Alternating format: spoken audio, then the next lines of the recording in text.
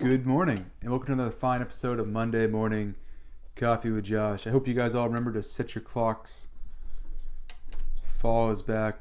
Had an hour to catch some of that daylight savings time, where we're just trying to capture as much daylight into our eyeballs as much as possible. But on a better note, I got a new coffee for you guys today. It comes from that company you guys may have heard of, producing such great products as vegetables, produce, meats, and whatever else you would want. The company's called Hannaford, and they bring you some household blend coffee. It has gotten to the point where I've had so much coffee, I have to go to store brand coffee now. So this coffee, in short, describes itself as an artisanally made coffee from 100% Arabica beans, where they have clearly scoured the globe, sipping and slurping and drinking thousands of cups of coffee to perfect their taste buds and fine-tune them so that they are now coffee experts on taste. So I'm a little suspicious of what they're saying about their coffee, for they are so inexpensive in price.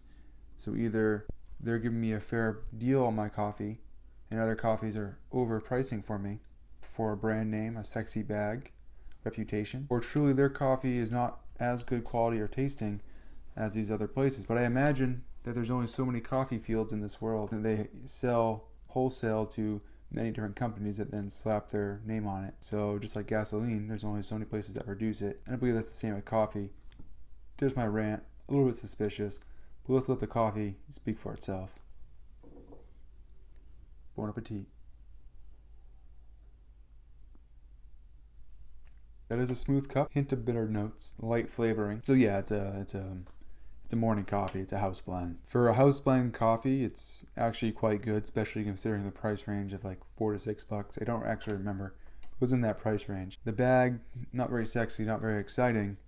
You would almost miss it how it blends in. But with that being said, I would say it's a solid 6. It's actually bumped up as I've had the time to think about it. And for a house blend coffee, saying what it says and being what it is, pretty good. But moving on quickly, I want to get to some other fun stuff to chit chat about, not just all about the coffee. So another thing I want to talk about today is a couple places that you get in trouble when you're working out. So there's a couple different places you get in trouble, and I'm mostly going to be talking about injury. Good ideas to avoid injuries. So if you notice that you lift heavy a lot, over time you might notice that, man, my joints are a little cranky. My knees are elbow from benching heavy. My wrists, they start getting a little cranky with you when you're lifting at high intensities, meaning heavy weight. You also may notice that when you're doing a lot of volume, so less weight but more reps at it. And so doing either or a lot is going to cause some pissed off joints. So if I'm lifting heavy often, I want to spend some time also in that lower intensity range, moderate volume. Whereas if I'm doing a lot of high volume, I might want to increase my intensity again with moderate volume.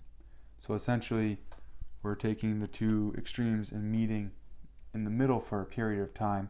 And then usually the way I like to do that is I structure that in the workouts throughout the week. So if I'm working 3 days a week, I might have my first one of the week be moderate intensity, moderate volume. So I'm looking at 60 to 7% of my 1RM at 3 sets of 8 or something like that.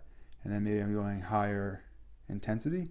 So maybe I'm working at like 75 to 90% of my 1RM. So now I'm dealing with 4 sets of 4, somewhere in that range. And then lastly, maybe at the end of the week, I'm going to be dealing closer to like my 55 to 65%. And I'm doing 2 to 3 sets of 10 to 12.